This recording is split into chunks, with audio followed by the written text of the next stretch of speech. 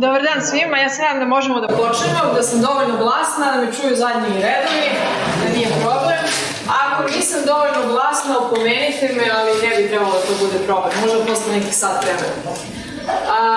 Hvala vam što ste došli, hvala Gljevarskom društvu Novi Sad što me je pozvalo i dalje u kontinuitetu, uprkos onim diskriminišućim temama kojima sam se bavila u prethodne 2 godine, ne kažem da neću i dalje, ali sada nastavljamo sa nečim čime se ja svakodnevno bavim u svom istraživačkom radu, ali takođe i da kažemo radom na terenu, saradnjom i radom direktno za proizvođače dijetetskih suplemenata, tako da se može reći da sam svojevrstan insajder i da ono što ćete čuti ovde je kombinacija nauke i onoga što ćete sresti u realnosti. Tako da, na prvi pogled odaljila sam se od halucinogenih gljiva, pričam o lekovitim gljivama, ali za vas osvešćene koji znate da su i halucinogene gljive lekovite gljive, zapravo i dalje se držim iste teme. Ono što je interesantno u vezi ovog predavanja jeste da ćete čuti neke stvari koje su potpuno nove, da kažemo, za naš auditorijum, zato što ovakve proizvode tek počinju da se pojavljaju na tržištu i praktično nemate koga da pitate za informaciju, vidjet ćete već u samom predavanju. Evo sad je već skoro 2. godina kako smo u pandemiji, kako smo u tom konstantnom režimu što straha, što dezinformacija i naravno verujem da je svako od vas ili sam zakačio COVID ili poznaje nekoga koji je imao prilike da se lepo provede. Ja sam jedan od tih i naravno završite u nekom trenutku kod lekara, prođete neki pregled, na kraju dobijete i određeno uputstvo kako da se ponašate, neku terapiju, to je uglavnom antibiotik, ne za COVID, već za nešto što bi moglo da ga prati. I uz to uglavnom ide poslednji komentar, a to je da uzmete, u mom slučaju bilo je pa dobro uzmete neki suplement, neki vitamin, neki mineral, da kažem kako mislite neki suplement, pa neki uzmite, idite u apoteku, uzmite neki suplement. Za oni koji malo bolje znaju i malo više znaju o suplementima, znate da tema suplementa nije tako jednostavna, da prosto našim ljudima uglavnom i mnogim širom sveta nije u potpunosti jasno šta je to suplement, kada ga uzimamo, kako ga uzimamo, nije svaki suplement isti i kada vam stručno lice kaže da uzmete neki suplement, to uopšte nije tako naivno i pretpostavimo da sam ja laik, da ne znam ništa o tome, ne mogu tek tako da odem u apoteku ili drogeriju i da uzmem neki suplement za neko stanje koje imam, jer praktično nisu svi isti i neće svi imati adekvatno dejstvo. Tako da ćete ili u najboljom slučaju nećete osetiti nikakav efekt ili ćete biti razočarani, eventualno imati neka neželjena dejstva, jer kažem ova tema uopšte nije tako naivna. Ono što uglavnom, recimo da ste sada izašli od lekara, kao što sam ja izašla, ne znate ništa o tome, otišli ste u prvu apoteku, rečeno vam je neki suplement, ulazite u apoteku, uglavnom to je nekih 50 ili više kvadrata prostora koji je od poda do plafona popunjen policama i kao što vidite na nekim od ovih mojih fotografija, ovo iz naših apoteka ili iz stranih, to su police od poda do plafona, gomila suplemenata, najrazličitijih, a opet imate i jedan suštinski isti suplement od više različitih proizvođača i kao laik postavlja se pitanje kako da uzmete taj neki suplement, šta je to što vam uopšte treba. Postoje 2 opcije, dakle, ili vam je vaš lekar preporučio neki suplement, ili ste sami već nešto osvešćeni u tom smislu, pa znate otprilike šta bi trebalo da uzmete, ili u krajnjem slučaju pitate farmaceuta.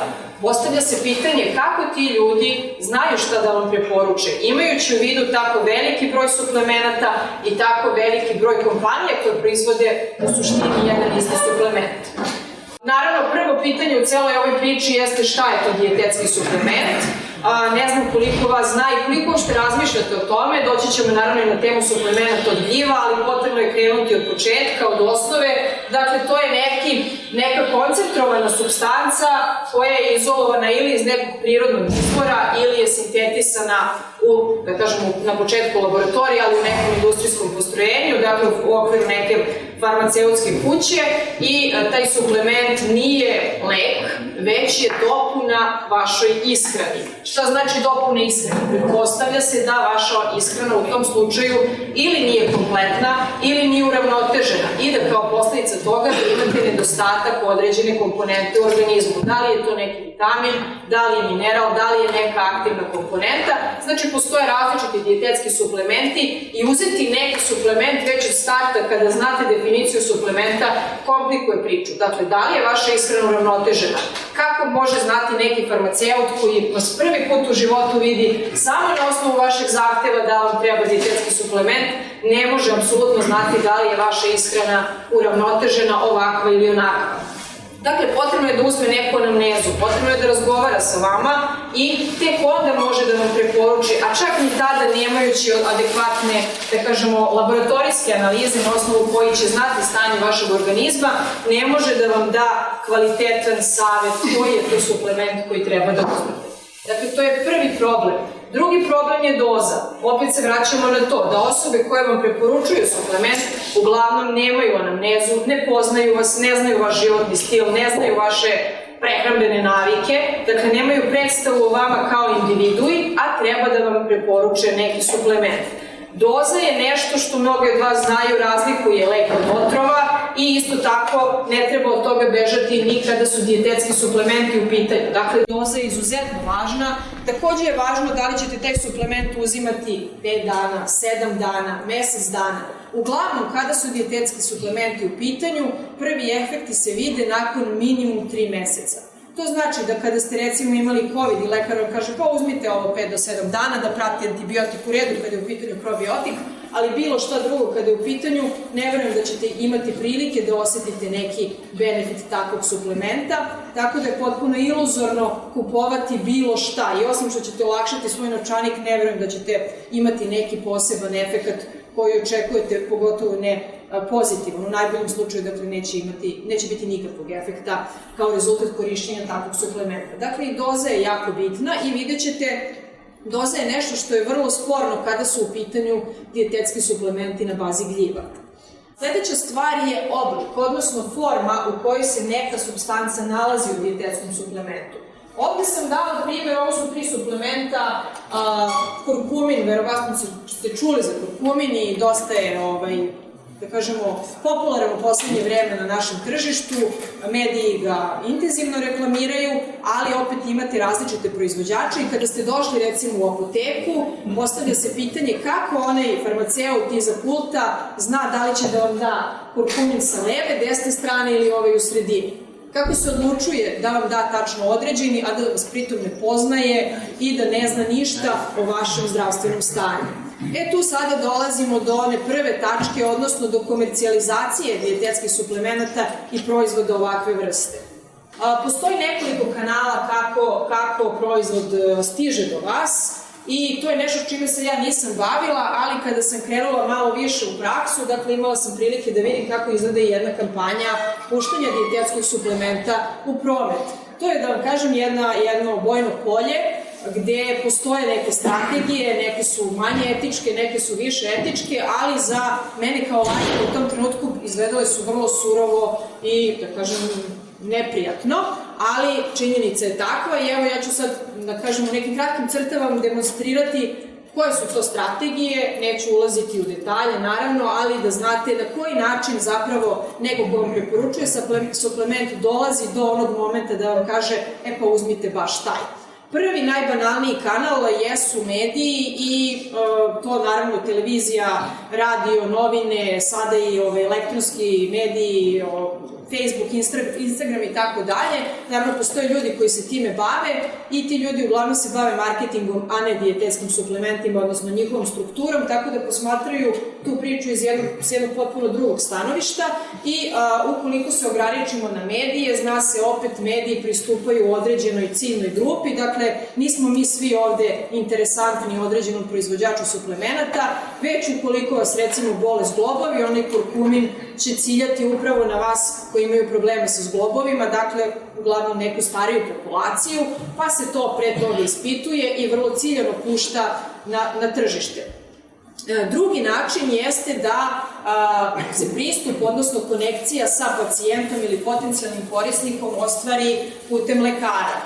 Meni se to malo manje sviđa, malo mi je manje etički i podrazumeva da, recimo, kada konačno dospete kod lekara, imate svoj zakazan termin i čekate i konačno ste tu pred vratima, odjednom dođe neko vrlo ovako prijatnog izgleda, prosto štrči u onoj sali gde su svi bolesni i čekaju red.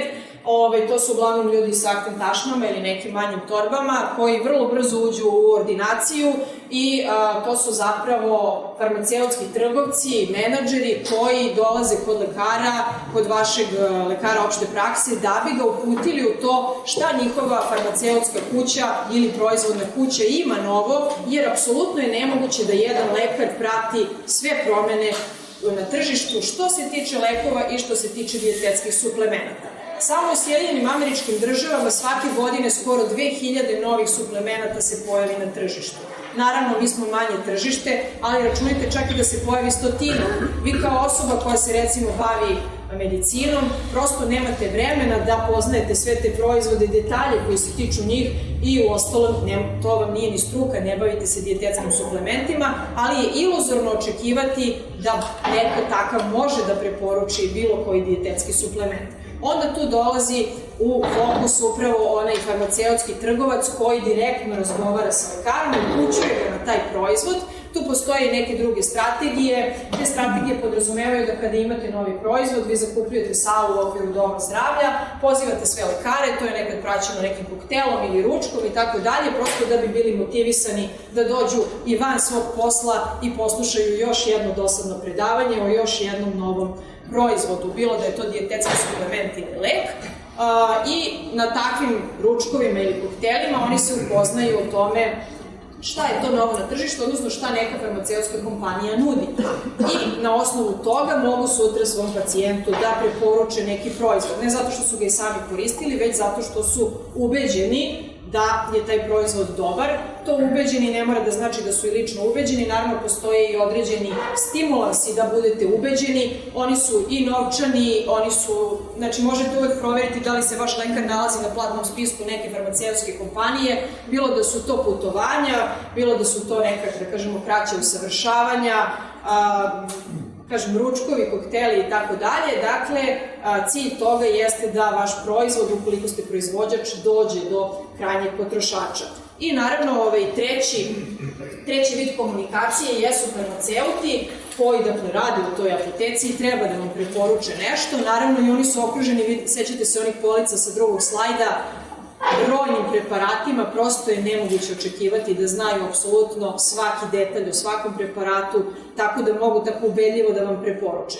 Kada su ovi farmaceuti u pitanju, tu je strategija još direktnija nego sa lekarima, dakle tu postoje novčani stimulansi za preporučivanje određenog dijetetskog suplementa i svaki preporučeni prodat se naravno beleži i onda postižete neke kvote, na osnovu tih kvota dobijate novčane nagrade i tako dalje i na taj način zapravo neki suplement biva izuzetno popularizovan. Naravno, on može biti jako loš pa da prosto auditorijum koji ga koristi ne prihvati takav suplement, ali, kažem, to je neki put kretanja dijetetskih suplemenata.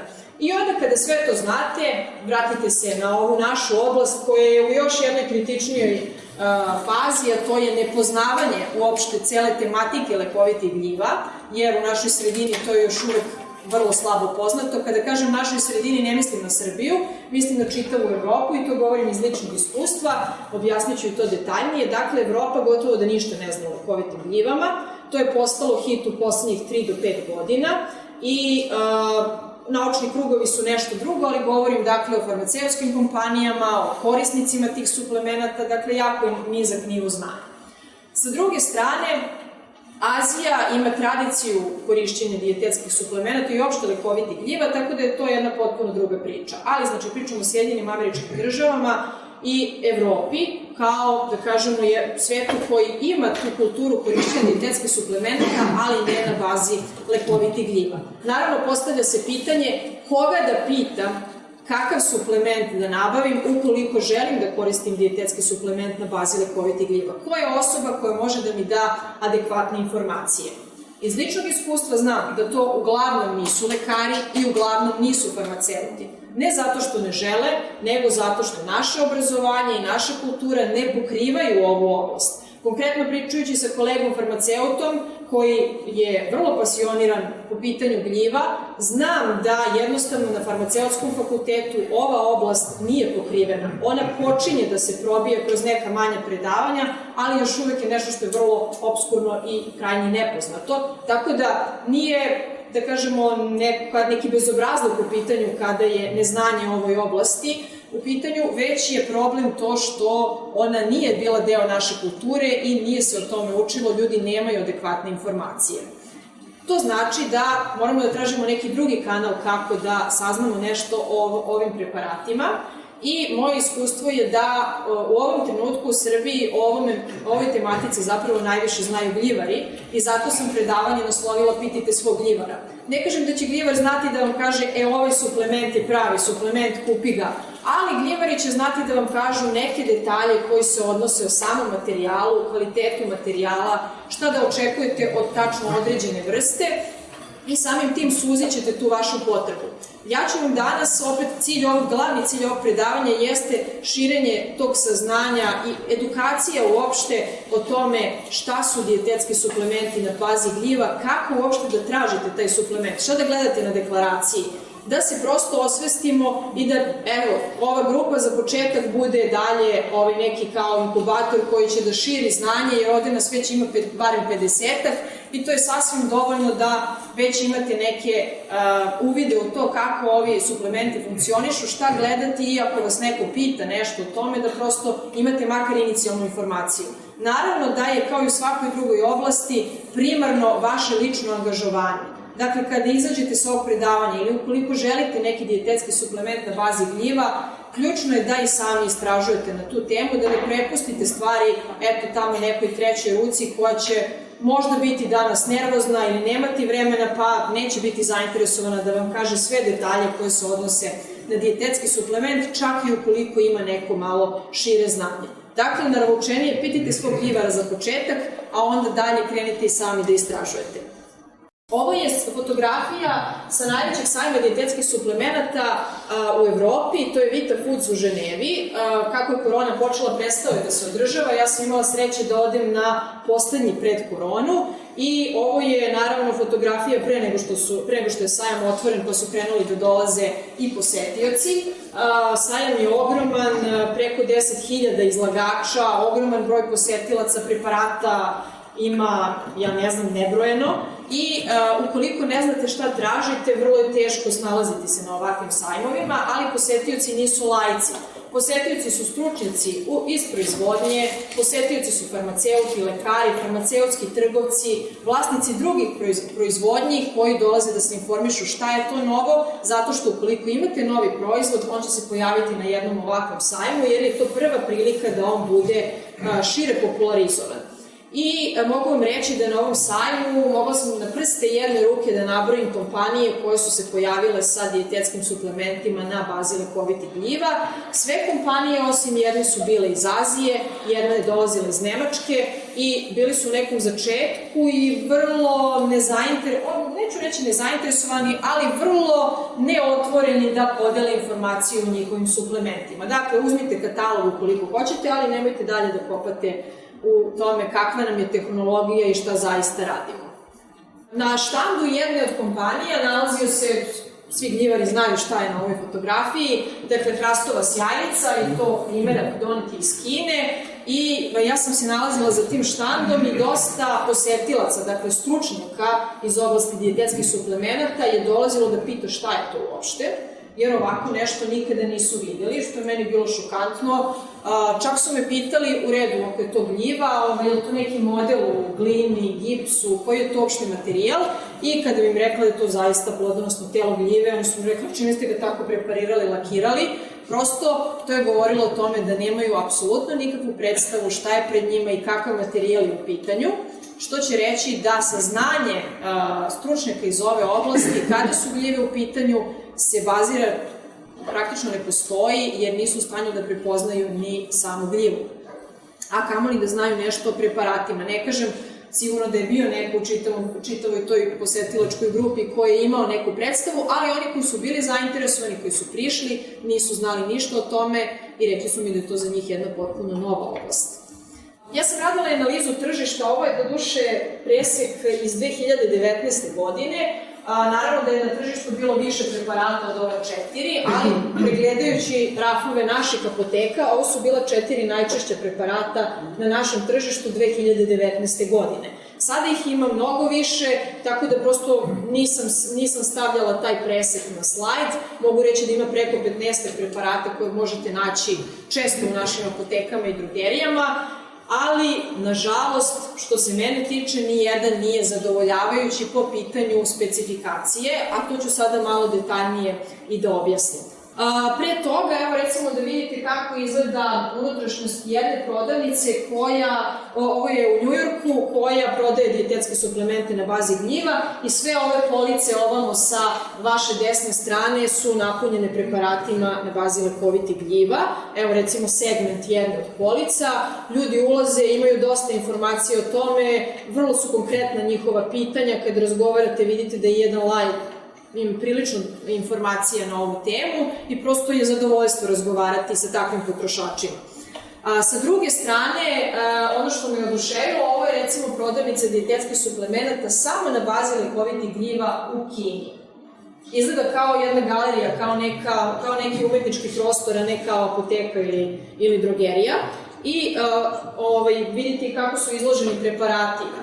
Police nisu natrpane, nije akcent na tome da imamo što više proizvoda, već su to selekcionisani proizvodi, predstavljeni na po meni jedan više umetnički način nego kao neka prodavnica. I ono što je po meni najveća vrednost njihovih nazovimo apoteka, jeste to što u mnogima od njih imate priliku da razgovarate sa lekarom kineske tradicionalne medicine.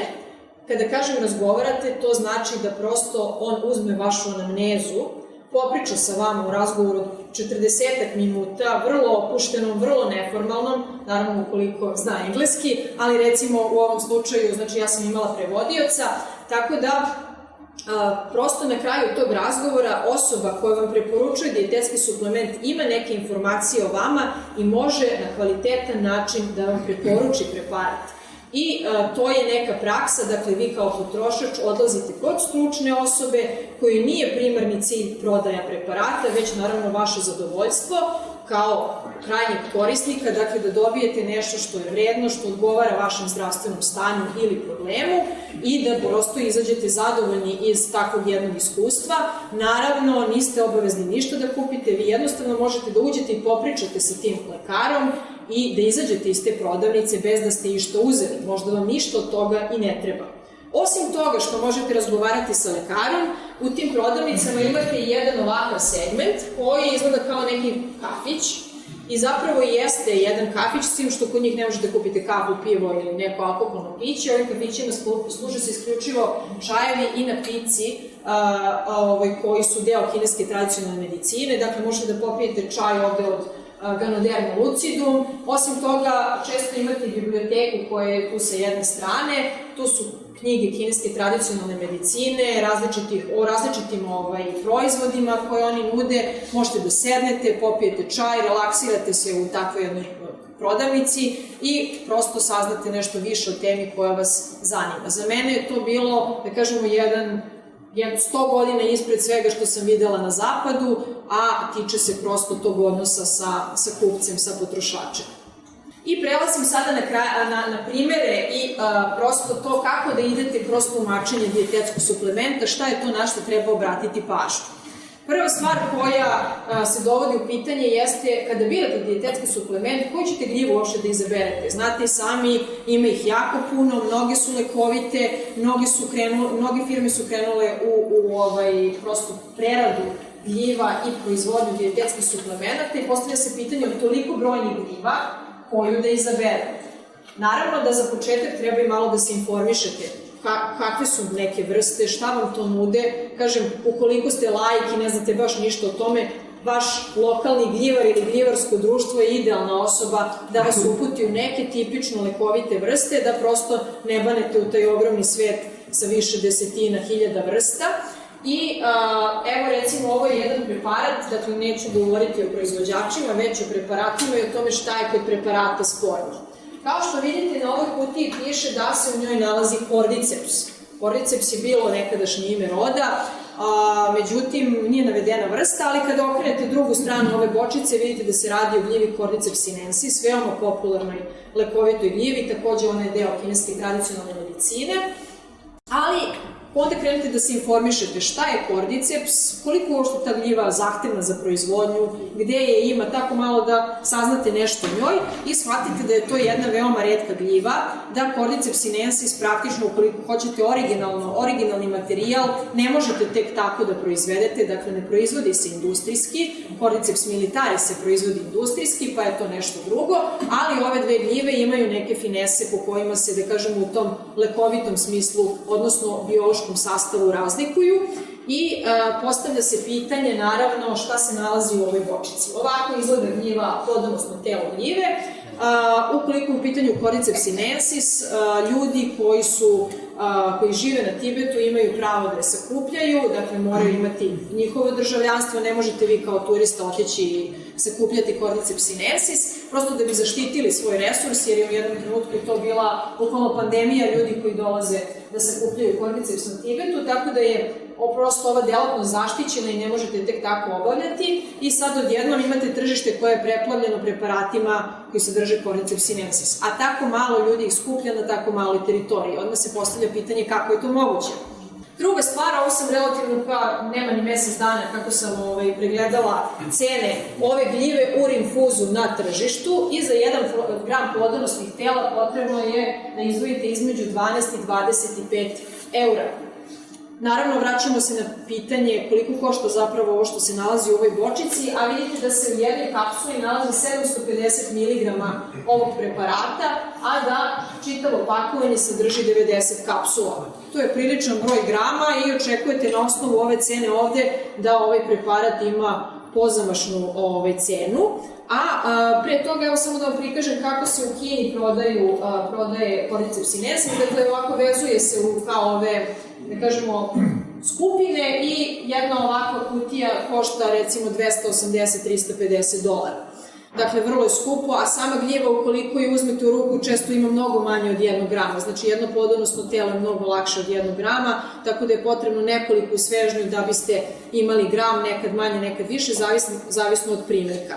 I vraćamo se na ovaj preparat. Dakle, cena ovog proizvoda je nepunih $18, a imamo više grama navodno plodonosnih tela gljive Cordyceps sinensis. I onda nešto malo matematike vas dovodi do toga da jedna kapsula košta svega 0,2 centa, odnosno da 1 gram ovog proizvoda košta 0,26 centi. I sad prosta logika, ako 1 gram u rinfuzu košta minimalno $12, kako je moguće da u ovom preparatu, koji uključuje i nekog proizvođača, i radnu snagu, i maržu prodavca, i sve živo što podrazumeva izlazak proizvoda na tržište, kako je moguće da ovaj proizvod ima ovako nisku cenu? Moguće je ukoliko u bočici nije Cordyceps sinensis. Dakle, to je zaključak ove priče. I zapravo sam našla jedno istraživanje naučno koje je podrazumevalo da istraživači idu u apoteke, idu na tržište, kupuju proizvode i analiziraju ono što se nalazi u bočici.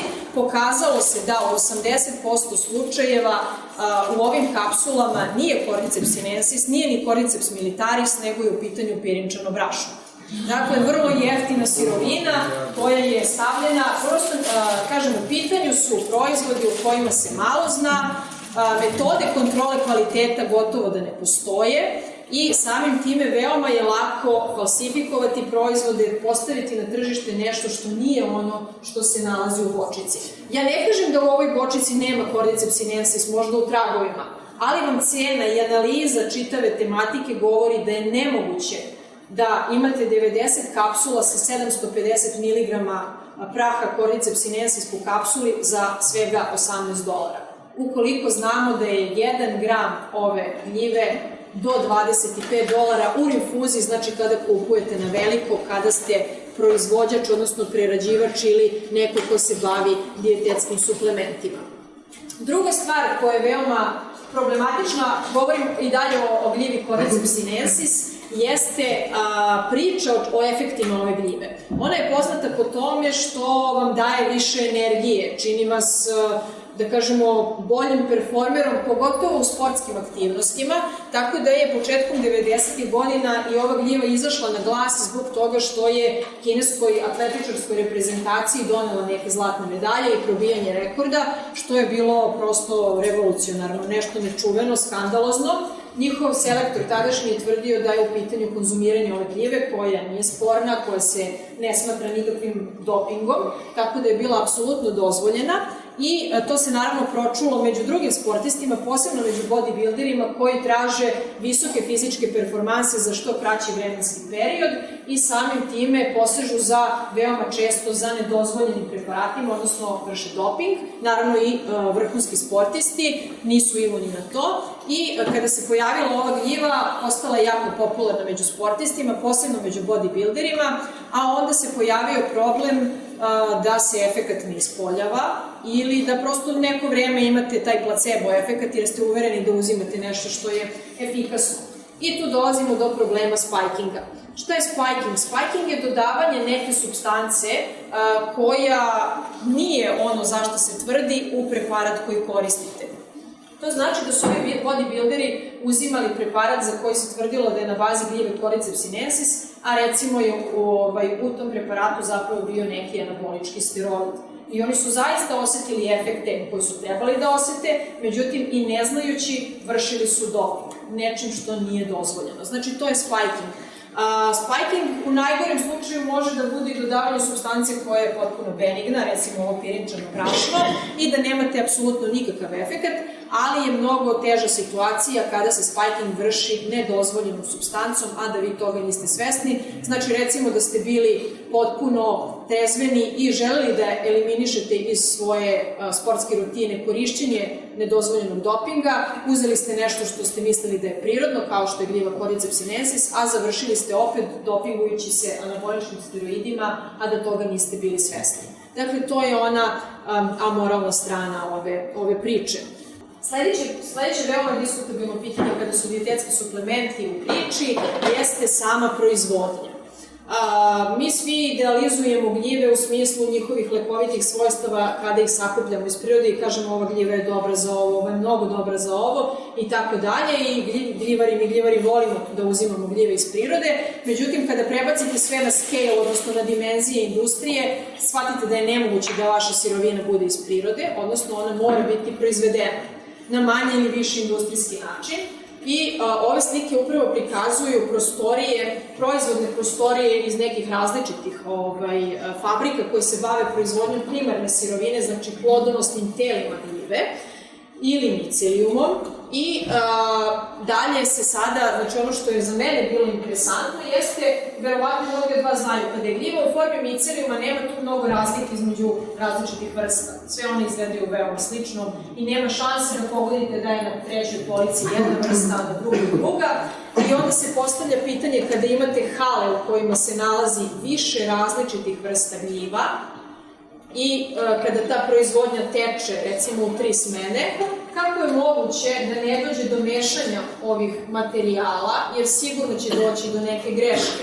Postavlja se pitanje kakve procedure dati proizvođač primenjuje da bi obezbedio da je sirovina koja ide u krajnji preparat upravo ona koja se nalazi na deklaraciji.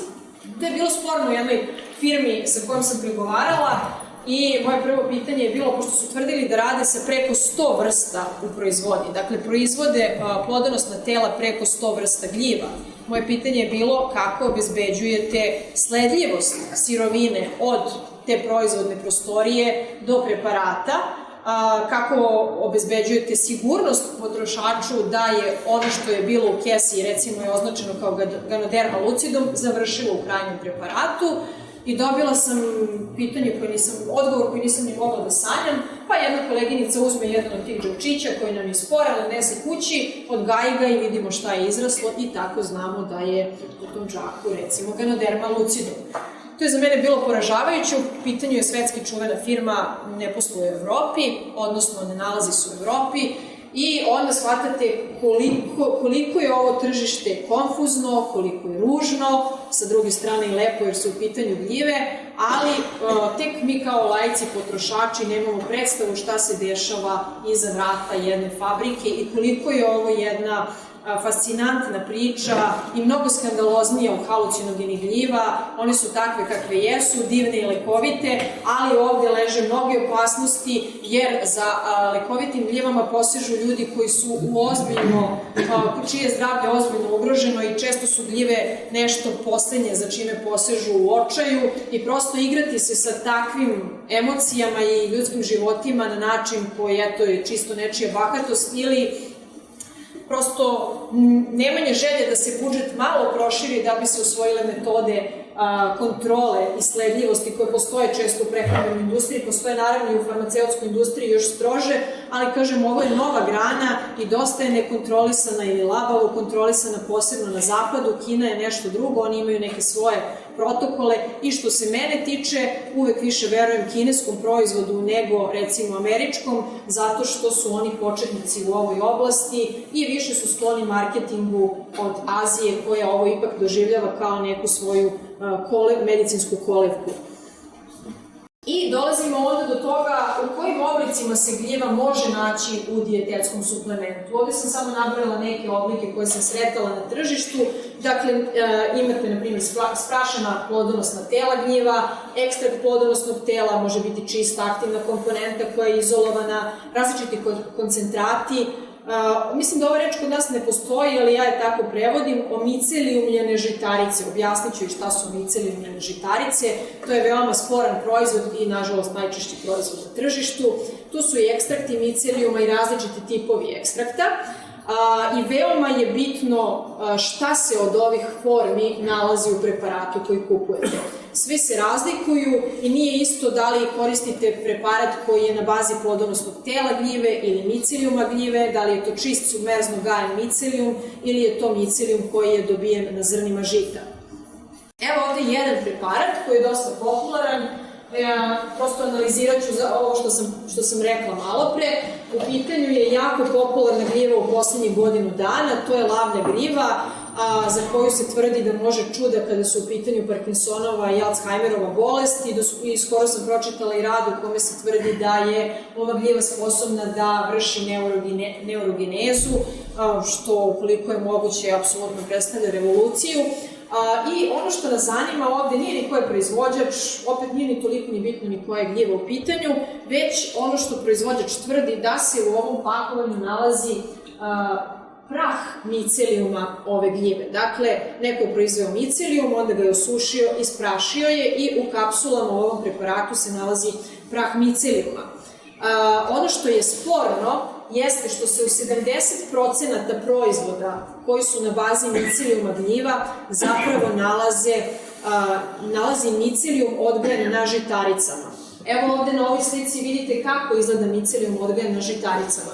Njega fizički nije moguće odvojiti od žita i 70% ove mase čini žito, što će reći da za skupe novce kupujete jeftino žito i da žito predstavlja 70 masenih procenata ovakvog proizvoda, ali tu opet nije ni problem što vas je neko prevario za vrednost ovakvog proizvoda, novčanu vrednost, tu je veći problem to što unosite komponente koje nisu aktivne i koje nisu ono što zapravo želite da kupite. Šta je ovde problem? Neko će reći pa dobro, i žitarice sadrže glukane, kao što i gljive sadrže glukane koji se smatraju fiziološki najaktivnijom komponentom gljiva. Međutim, problem između glukana žitarica i glukana gljiva jeste njihova hemijska struktura. Glukane žitarice imaju linearnu strukturu, za razliku od glukana gljiva koji su kompleksni molekuli, razgranati su, sadrže više desetina hiljada tih osnovnih šećernih jedinica i upravo ta kompleksnost im obezbeđuje biološki efekat. On je potpuno drugačiji nego što je efekat glukana žitarica. Glukane žitarice su rastvorni u vodi, za razliku od glukana gljiva koji to nisu. I to često predstavlja i problem sa njihovim rastvaranjem kada pijete ove suplemente. Recimo, ukoliko ih koristite u prahu koji hoćete da razmutite u vodi, vidjet ćete koliko je to problematično. Kao kada kakao hoćete da razmutite u vodi, dakle morate da primenite malo sile i malo bržeg mešanja da biste nekako izvršili rastvaranje, eventualno da koristite mlaku ili toplu vodu i tako dalje, ali opet kažem, problem nije ni to fizičko rastvaranje problem nije ni to što imamo jedne i druge glukane, problem je u njihovoj biološkoj aktivnosti. Dakle, ona je potpuno različita i zato je problem što omicelijumljeno žito čini ovaj proizvod i samim time vi koristite u 70% vašeg proizvoda je nešto što apsolutno nema aktivnost koju očekujete. Prelazim na sledeći preparat, nije bitno opet koje se gljive nalaze unutra, šta je unutra, bitno je da se on deklariše kao full spektrum proizvod. On se smatra premium proizvodom zato što proizvođač kaže ja nisam stavio samo omicelijumljene žitarice, stavio sam i nešto dodatno što je bolje, a to je sprašeno plodonosno telo i to su spore. Znači sve su to sastavni delovi gljiva i imaju svoju biološku aktivnost. Dakle, kod full spektrum proizvoda akcenat je na tome da je proizvođač stavio od svega pomalo i pošto je stavio od svega pomalo, mnogo je bolji samo od onog micelijuma jer je uveo u preparat i bioaktivne komponente iz svih delova gljive.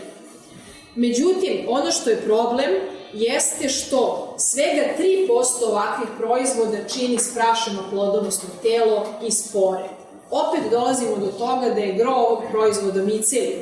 I to opet micelijum dobijen na zrnima žita, odnosno opet ste kupili većim delom žito, odnosno glukane iz žitarica. Sledeća stvar koja može biti diskutabilna i može biti važna kada je kvalitet preparata u pitanju jeste tehnologija koja je primenjena da bi se taj preparat dobio. Ukoliko je neko samo uzeo i osušio ona zrna žita sa micelijumom ili osušio plodonosno telo pa ga sprašio ili samleo u mlinu, tu nemamo neke specijalne, da kažemo, tehnologije. Međutim, kada pričamo o ekstraktima, onda je vrlo bitno kakva tehnologija je primenjena, da li je to ova ili ona ekstrakcija. Najčešće kada su proizvodi koji kod nas možete sresti ili generalno u svetu u pitanju, vidjet ćete da su u pitanju proizvodi na bazi vodene ili alkoholne ekstrakcije. To može biti samo vodena ili samo alkoholna, može biti kombinacija ove dve. To nije ništa sporno, to su regularne metode i tu ne morate biti preterano zabrinuti kada kupujete preparat da morate znati koji tip ekstrakcije je u pitanju. Kažem, najčešće je kombinacija jer se na taj način izlači najširi spektar bioaktivnih komponenta. Ono što jeste problem jeste završna faza kada je u pitanju ova tehnologija, a to je sprej sušenja. Sprej sušenja omogućava da nešto što ste izdvojili u vidu tečnosti, zatim veoma brzo i lako prevedete u suvi prah. I ono što jeste problem ove tehnologije kada su gljive u pitanju jeste što je prah gljiva kada se suši i kada prolazi kroz ove dizne postaje izuzetno lepljiv i sklon je aglomeraciji, sklon je formiranju gromuljica i hoće da zapuši uređaj i hoće da se slepljuje kada oni izađu, kada ovaj prah izađe iz uređaja i dobijate proizvod koji je zgrudvan, koji kao takav ne može da ide na tržište i da bi se to sprečilo, proizvođači dodaju određeni punilac. Taj punilac nije ništa štetno, to je dekstrin, ali opet u pitanju je šećer i opet kada čitate onu krajnju deklaraciju i izjavu o tome koliki je ukupni sadržaj šećera u proizvodu, a vaša želja je da bude što veći jer su polisaharidi gljiva bioaktivni, problem je što je u toj ukupnoj vrednosti jedan značajan procenat upravo odlazi na ovaj dekstrin, ne zato što je proizvođač mislio nešto loše, već zato što je to karakteristika same tehnologije. Omogućava im da na normalan način dobiju proizvod koji nije sporan, koji je organoleptički prihvatljiv, tehnološki prihvatljiv i samim time kompletiran. Zato je sprej sušenje proizvođačima neophodno sa jedne strane, ali ukoliko hoćemo da budemo fair, ono doprinosi povećanom sadržaju šećera koje ne želite u krajnjem proizvodu. Ali, kažem, to je neminovnost ove tehnologije. Dolazimo do još jedne teme, to su spore gljiva.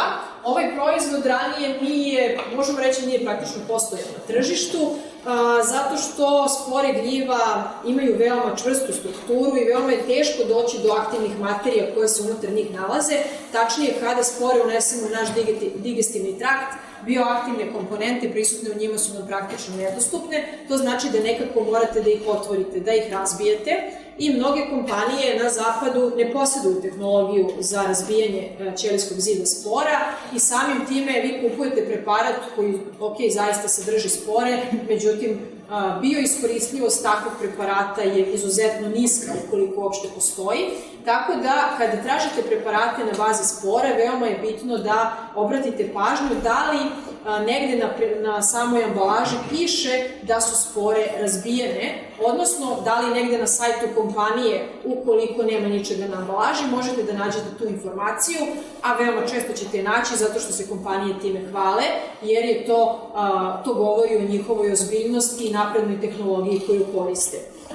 Evo ovako izgledaju, ja sam ovo slikala na nekom mikroskopu u Kini priručnom, pa slika možda nije dovoljno oštra, ali ovako izgledaju, dakle, spore Ganoderma lucidum koje nisu razbijene, a ovako je izgledala fotografija, imam i bolju, kada je primenjena superkritična ekstrakcija, odnosno superkritičnom ekstrakcijom kasnije izdvajaju ono što se nalazi u sporama, dobijaju ulje, pričat ću i o tome, ali, znači, oni imaju neke njihove patentirane tehnologije bazirane na fizičkim metodama kojim razbijaju ćelijski zid gljiva i na taj način dolaze do bioaktivnih komponenta unutar njih. Evo ovde na elektronskom mikroskopu možete da vidite kako izgleda spora kada je nije razbijen ćelijski zid, a zatim spora sa razbijenim ćelijskim zidom. I dakle, kada je to izvršeno, onda sve ono što je bioaktivno unutar spora, dakle, tu su neke nezasićene masne kiseline, zato su ovi preparati dobri za ljude sa kardiovaskularnim problemima, dakle, na njima je fokus, a ne toliko na polisaharidima kada su, recimo, plodonosno telo u pitanju. Dakle, ovi preparati imaju potpuno drugu ciljnu grupu zbog svog hemijskog sastava. I evo, recimo, jedan proizvod koji sam čak našla na našem tržištu, relativno skoro, košta čak 12.000 dinara i na prvu ruku to deluje kao ogromna suma koju treba da date za jednu bočicu sa 60 kapsula u kojima se nalazi ulje iz spora Ganoderma lucidum. Međutim, ukoliko znate kakva tehnologija je bila potrebna da bude primenjena i koliko sirovine je bilo potrebno da biste dobili ovaj preparat, zapravo ova cifra uopšte nije preterana. Evo recimo, meni je direktno proizvođač, ne ovaj proizvođač, ali drugi koji radi sa Ganodermom lucidum i bavi se izdvajanjem ulja iz spora, dakle ovo je njihova matematika, 100 kg plodonosnih tela je potrebno da biste dobili 1 kg spora, znači samo spora kojima nije razbijen ćelijski zid. Dalje pristupate razbijanju ćelijskog zida i treba vam 100 kg spora da biste dobili 10 kg ulja iz ovih spora. I sad tu računajte čitavu tehnologiju, prosto znate da su spore gljiva mikroskopske i koliko je rada potrebno prostora da biste uopšte dobili jednu manju količinu prvo spora, a zatim ulja koje ćete dobiti ekstrakcijom, koja opet zahteva posebnu tehnologiju, skupu tehnologiju i ja sam firme koje proizvode ulje iz spora gljiva videla samo u Aziji, a na zapadu nisam imala prilike da vidim, možda postoje, ali kažem ja nisam naišla na takvu kompaniju.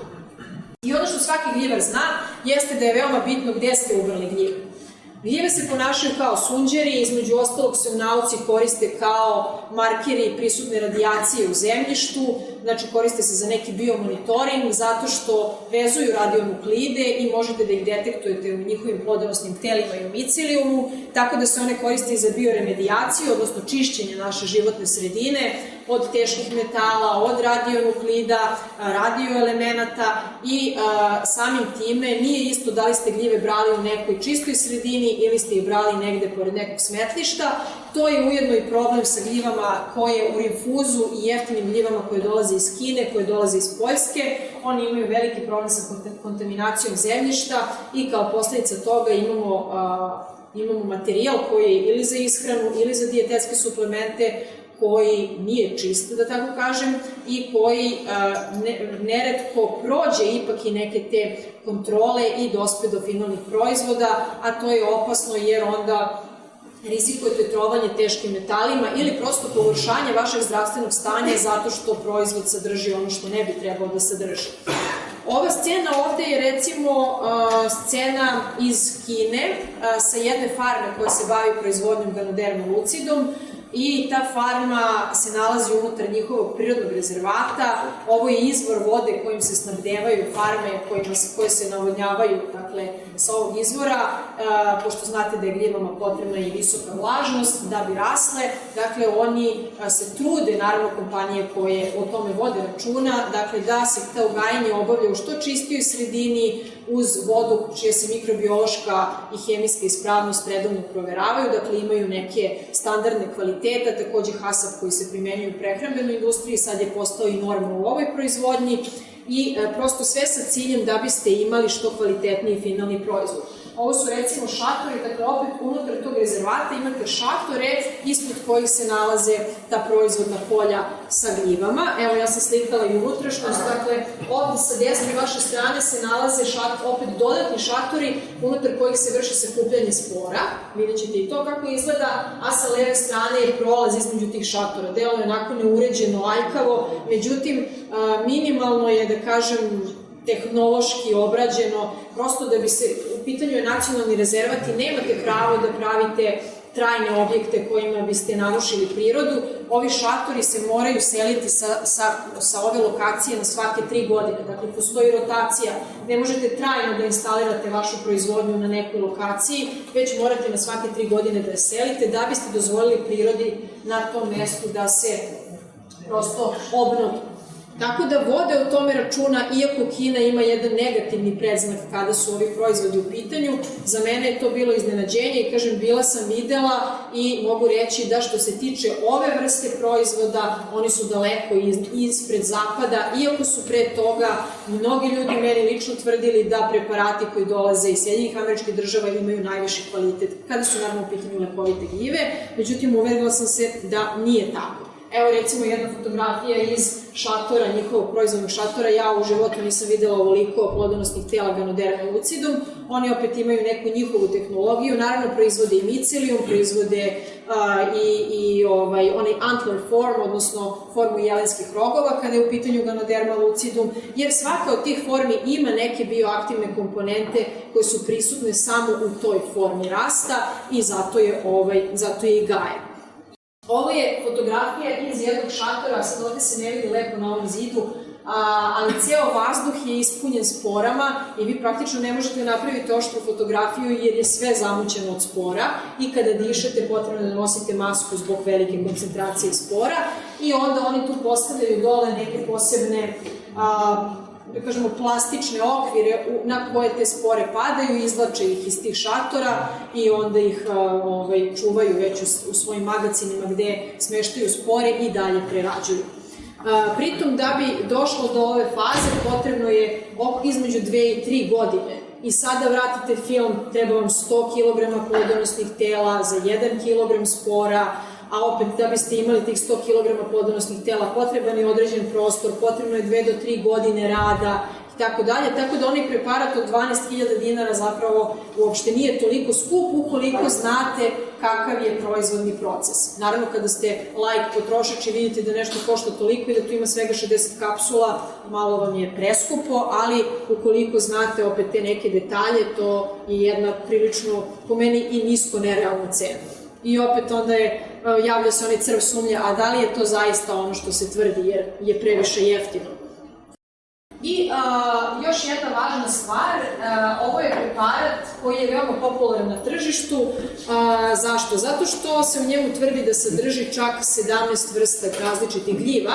Hoću da objasnim postupak koji ne postoji u nauci, ne postoji u laičkim krugovima, ali u industriji je tekako poznat, zove se fairy dusting, odnosno, hajde ja ga slobodno prevodim, zamazivanje očiju potrošača, a podrazumeva da tvrdite jedno, znači imate proizvod sa čak 17 vrsta gljiva, ali zapravo količine tih gljiva i forme u kojima se one nalaze su zanemarljivo male i vi zapravo taj broj 17 koristite kao reklamu, jer na tržištu ima jako malo proizvoda koji sadrže ovako veliki broj gljiva u jednom preparatu i vi time zamazujete oči potrošaču jer ste predstavili da imate nešto što je izuzetno potentno jer sadrži Bože toliko puno različitih vrsta gljiva. Međutim, ono što je ovde ključno jesu ove količine. I kada okrenete ovaj suplement, odnosno okrenete bočicu i pogledate deklaraciju, ovo treba jako da vas zanima. Prvo, spisak gljiva koje se unutra nalaze, ali opet ni to nije toliko bitno. Bitna je forma u kojoj se nalaze i pored svake piše u kojoj se formi nalazi. Dakle, da li je micelium, ili je spora, ili je plodonosno telo. Od ovih 17 vrsta gljiva koje ovaj preparat sadrži, po čemu je poznat, samo jedna, a to je Grifola frondosa, je u formi plodonosnog tela. I tu već priča pada, jer opet kupujete za skupe novce jeftino žito, jer je u pitanju micelium. Nigde nije navedeno da je to micelium koji je dobijen submerzno, odnosno čist micelium, već je uglavnom to omiceliumljeno žito. A onda idemo na drugi aspekt, a to su količine. Kao što vidite, količina ide od maksimalnih 148 mg po kapsuli do svega 12 mg. 12 mg ja koristim u eksperimentima i smatram kao nisku dozu, praktično zanemarljivu, što će reći u našem organizmu ovo je smešna doza. Da biste nešto reklamirali kao sjajno jer sadrži čuvenu Grifola frondozu, odnosno maitake, koja je poznata po lekovitosti za mnoga oboljenja, ali kada pogledate ovu deklaraciju vidite da maitake je prisutna sa svega 16 mg. Smešna količina i ona je jedina gljiva koja je dodata u formi plodonosnog tela. Sve ostalo je micelium. I onda dolazimo do one priče s početka doza.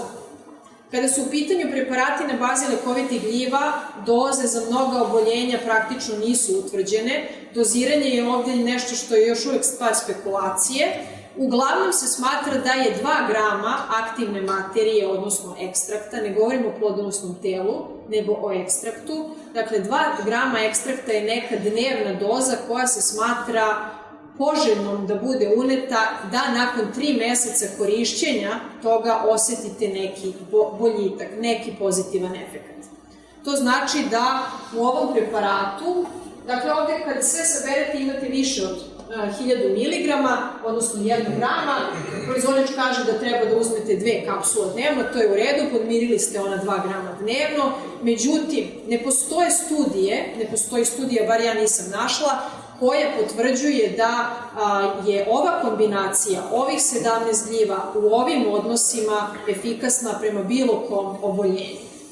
To je nešto drugo i prosto ovo predavanje ne može da pokrije sve dodatne teme u koje bi moglo da se uđe, ali takođe kada birate preparat, gledajte da eventualno izaberete čist, odnosno da sadrži 1 ili 2 gljive, ne zato što je loše da sadrži više različitih vrsta, već prosto ne postoje neke studije, prosto ni o bezbednosti koje bi vam garantovale da neka kombinacija povoljno deluje po vas. Većina dijetetskih suplemenata nikad ne prođe stadijum kliničkih studija, što će reći nikada nisu testirani na ljudima i niko vam ne garantuje da su efikasni.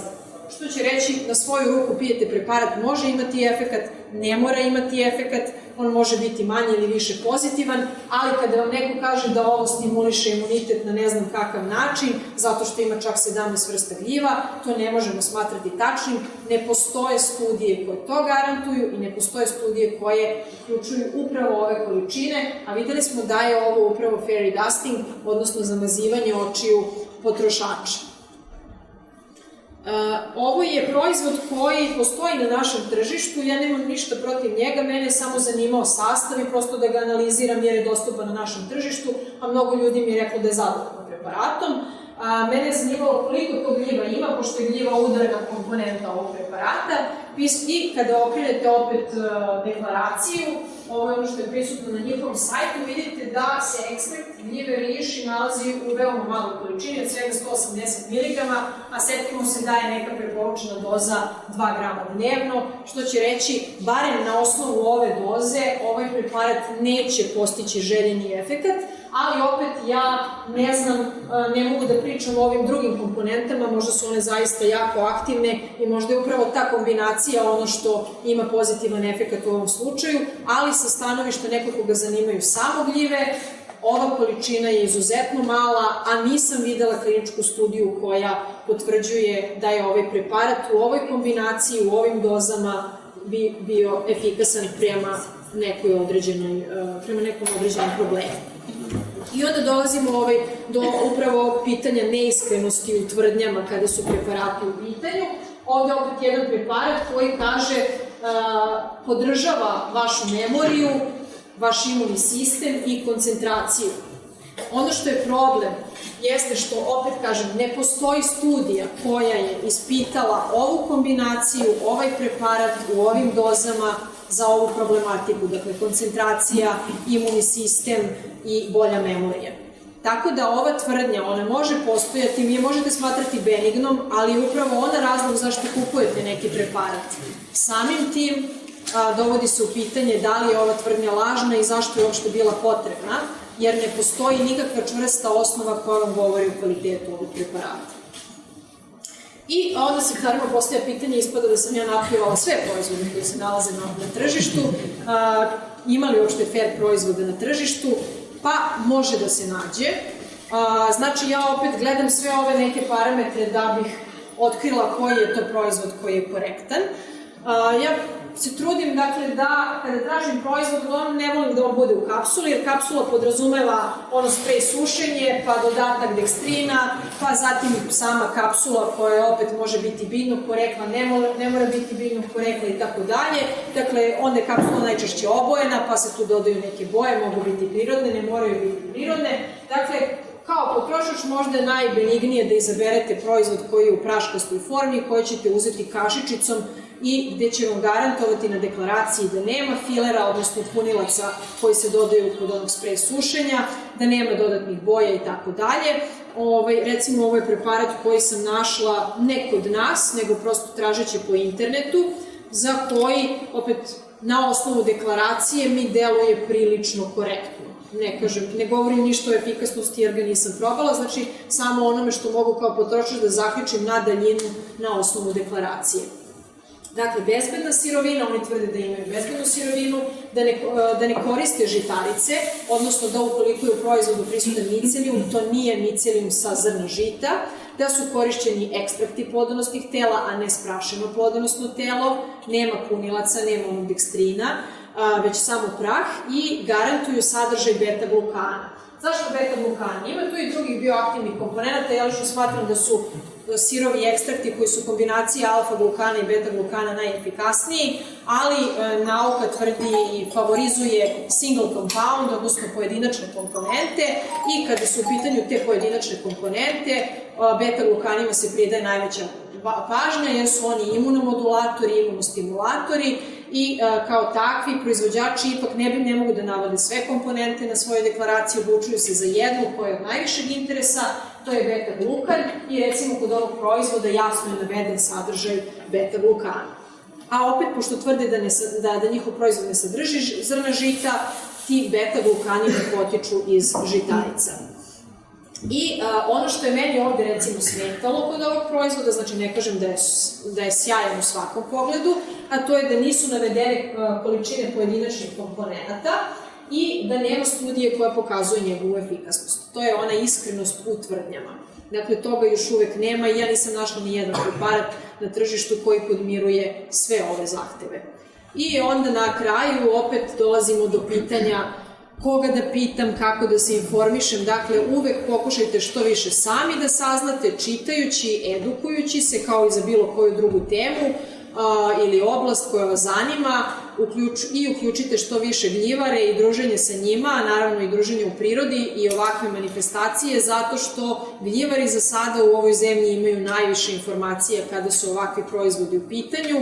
Farmaceuti još uvek nedovoljno, ne zato što ne žele, već zato što nemaju priliku da o tome saznaju, takođe i lekari. A još jedna druga oblast kojom se ja takođe bavim, to je funkcionalna hrana i tome kako vi sad kao laici i neko ko nema pristup nekoj specijalnoj tehnologiji da, na primjer, pravi ekstrakte, može sebi da pripremi nešto što će biti obogaćeno gljivama. Meni je recimo bio interesantan ovaj napitak u Kini. To je sok koji se dobija kuvanjem gljive, oni koriste tremelu koju gaje na licu mesta u tržnom centru i vi lepo odaberete plodonosno telo koje vam se sviđa, oni vam ga pripreme, skuvaju kao neki, ajde da nazovemo čaj, i dodaju voće po vašem izboru. Imate tu i kao jednu hladnu vitrinu sa voćkama, izaberete ukus koji vam se sviđa i to sve iskombinuju i mogu reći da je vrlo ukusno, barem meni, mada ja volim gljive pa nije problem. Ili recimo u restoranu sasvim je normalno da na meniju imate i čaj od gljiva, najčešće je to Ganoderma lucidum, tako da eto, ta njihova kultura je u tome otišla mnogo dalje i vrlo lako možete i na komercijalnim mestima da popijete tako nešto. Ovo je recimo moj način kako koristim gljive u svakom nekom, da kažem, lekovit način u svakodnevnom životu. Ovo je bilo u Argentini, oni su imali jako izraženu kulturu poznavanja gljiva u nekim ranijim vremenima, a onda su potpuno, kao da su sve to zaboravili i njihovi kuvari praktično ne znaju ni jedno jelo sa gljivama, niti umeju da ih koriste, pa smo imali neku edukaciju njihovih kuvara, prosto kako da koriste gljive, kakva je njihova nutritivna vrednost, kako da se ponašaju, da osmišljaju jela, šta je ono na što treba da obrate pažnju, kako da prezentuju potrošačima i tako dalje.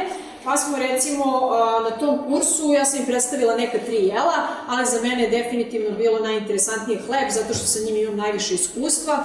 I recimo, evo ovde vidite presek 2 hleba, ovde sa leve strane u njega dodajem moju omiljenu gljivu, to je Fomes commentarius, koji pripremim, znači osušim je, sprašim i onda taj prah možete da dodajete kao deo, možete da zameni deo brašna ili recimo da pripremite čaj, pa da sa tim čajem umesite testo, a opet onaj čvrsti deo dodate u brašnu, u zames i da dobijete hleb koji prvo je veoma interesantnog ukusa, meni prijatno, ima ukus orašastih plodova i menja boju takođe menja boju hleba, menja i strukturu hleba, pozitivno se odražava na narastanje hleba, a ovde sa desne strane sam opet uspela da dobijem neku narandžastu boju hleba i njima se to dopalo i ukus i boja.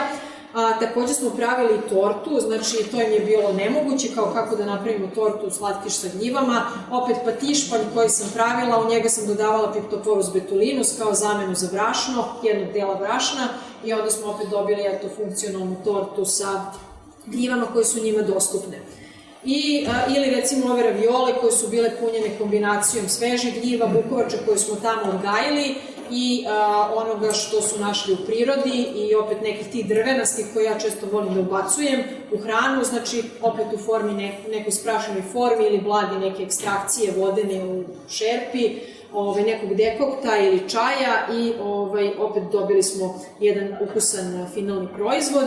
Opet na njihovom tržištu sam našla nudle koje sadrže ekstrakt Ganoderma lucidum, nisam imala prilike da ih probam, samo sam ih videla, ali su mi rekli da to je popularno i naravno u svakom restoranu gde god ima brza hrana, gljive su nešto što je sasvim normalno, dostupno i veoma su uključene u njihovu ishranu, za razliku od zapada, za razliku od nas, gde je to sporadično na ovakvim događajima, ali slobodno budite maštoviti i uključujte ih, nemojte misliti da ako je gljiva drvenasta da ne može da bude deo ishrane, zato što ne možemo da je žvaćemo, ali prostim mlevenjem pojednostavljujete taj proces i možete da je koristite kao bilo koje drugo brašno, naravno ne kao 100% brašno, ali kao jedan udeo može da čini, a opet sami eksperimentišete koji je to udeo koji može da zameni gljiva.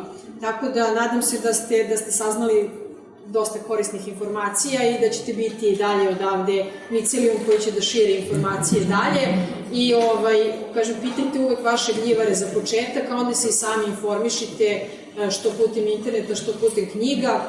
Naučni radovi još ne ulaze dovoljno u ovu oblast, oni se prosto bave nekom drugom tematikom. Eto, ja sam imala prilike, imam prilike i dosta kontakata u industriji i radila sam u industriji, da vidim kako to zaista izgleda sa druge strane, šta se lažira, šta je neophodno da bude tako kako jeste zbog same tehnologije, ali eto kažem, Zapad je potpuno drugačiji od Azije, skloni su više marketingu, više nekim lažnim izjavama, ali u Aziji je to prilično visok kvalitet i tehnologija je apsolutno oduševljena sam, recimo njihova kontrola kvaliteta je bolja nego što se tiče instrumenta i stručnosti bolje nego ceo naš univerzitet što može da ponudi. Samo u jednoj njihovoj fabrici, u jednoj prostoriji imaju više specifičnih uređaja i stručnih ljudi nego ceo naš univerzitet.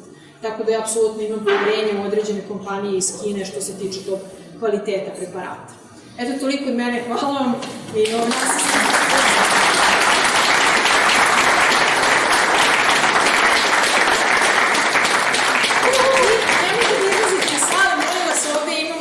Proizvođača, da ne bude da ja samo pljujem i da je sve užasno i da je sve nepošteno, molite da mi neki dođi. Možete i njega da pitate, dakle, mi nemamo, do skoro zapravo nismo imali domaćeg proizvođača dijetetskih suplemenata na bazi lekovitih gljiva. Evo, ja sam njega upoznala na mom prethodnom predavanju, znači, počinjemo i mi da budemo u nečemu specifični i drugačiji. Evo, Evropa nema, možete na prste da napravite proizvođača u Evropi, a evo, Srbija ima i Rajko je u poslednjoj fazi dokumentacije, odobravanja dokumentacije za izlaz na tržište, odobrena, eto, i on ima neke druge svoje probleme kao proizvođač, koje ja nemam uvid i mene recimo zanima šta je ono što je tebi bilo najizazovnije u tom transferu gljive do kapsule. Šta je najveći problem? Pa, nema sad tu nekih velikih problema, da kažem. Meni je stvar suštini najveći problem je bio to zato što kod nas niko ne poznaje, ne znate na koja vrata da pokucate, da bi se saznali, da bi se dobili dokumentaciju uopšte. Znači, gde god sam pokucao, to je bilo farmaceutski fakultet, na primjer, pa ne prebacite na drugi, pa prebacite na veterinarski. To je ono što potvrđuje priču s početka. Nemamo ljudi koji dovoljno znaju u ovoj oblasti, čak i tamo gde bi trebali da znaju, da pomognu. Tako da, na primjer, sam odustao čak od jednog proizvoda, pa kad je krenuli drugi, onda sam se tek obratio farmaceutskoj kući jednoj, tehnolog koja već poznaje malo neke ljude, tako da smo tek tad uspeli da zatvorimo da bi dobili neku dokumentaciju uopšte vezano za to. Sve gljive sami gajimo, to je sve slučajno krenulo, sami gajimo sve gljive, tražili smo neki proizvod koji ćemo zaokružiti cijelu tu priču. Znači, uradili smo sve gljive koje gajimo, gledali smo da napravimo neki proizvod koji će da bude drži zajednički. To što je neće da se kvari. Vremenom smo došli do tog suplementa, to je ekstrakta, koji smo sami počeli da koristimo sa prijateljima i onda smo tek uvidjeli koja je suština lekovitost i blagodat gljiva, koji su naši znani, ali smo se uvidjeli direktno i to je tako nastao prijatelj i onda smo u jednom momentu odlučili da to počnemo sa proizvodnjom, da dobimo su potrebnu dokumentaciju. I recimo, pošto si koristio ekstrakciju, na kraju pretpostavljam da imaš punac tekstil. Tekstil, mi smo radili, ono što smo radili, kako smo 2 godine radili praktično samo prijateljima i tako.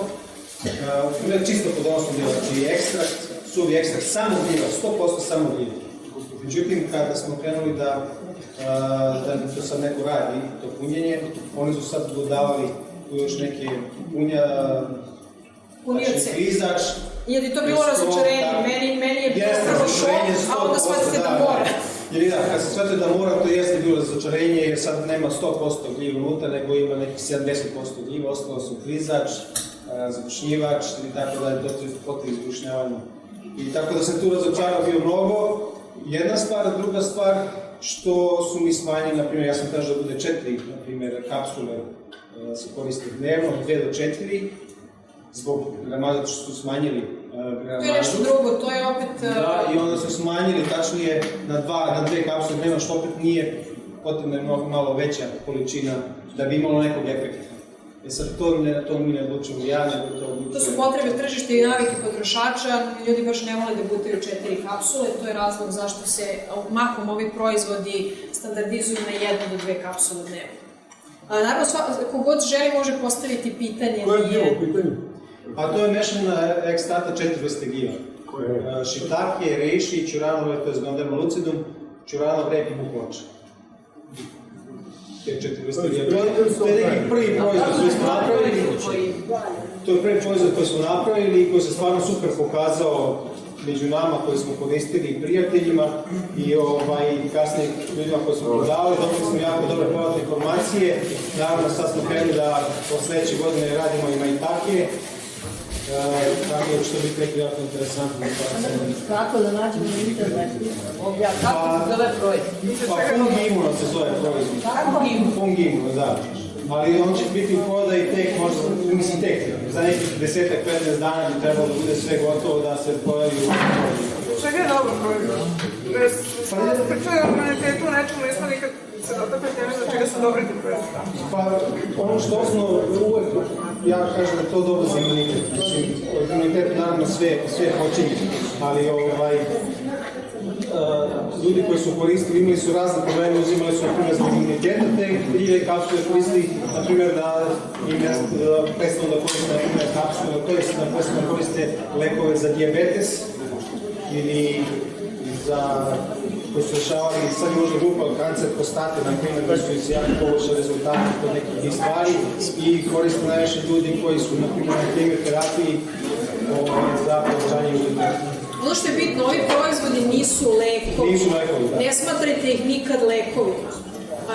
Generalno tamo gde su odobreni, kao što recimo i zakonskom regulativom, kao što je Japan, kao što je Kina, ovi proizvodi retko idu kao samostalni lekovi, već kao adjuvanti, odnosno pomoćna lekovita sredstva koja treba da olakšaju kada je u pitanju kancer, ona neželjena dejstva radio i hemoterapije.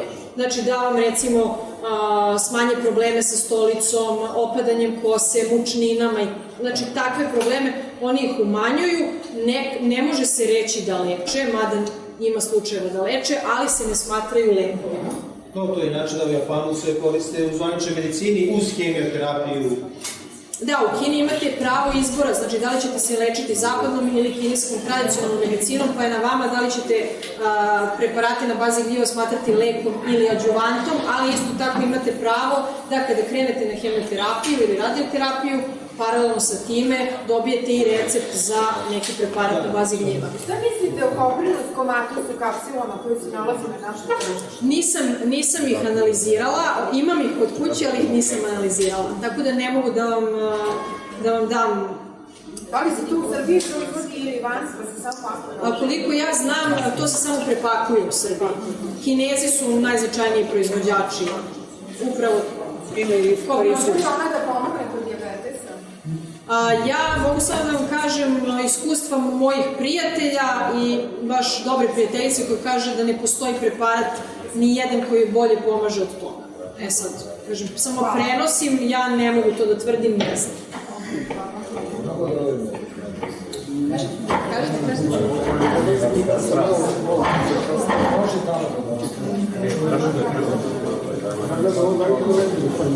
Da, još jedna stvar, dešava se da lekar jedan kaže da se ne koristi ništa, nikakve suplementi, gljive, ništa, dođeš do lekara, kaže, da, možda da koristiti, tako da to nepotrebno se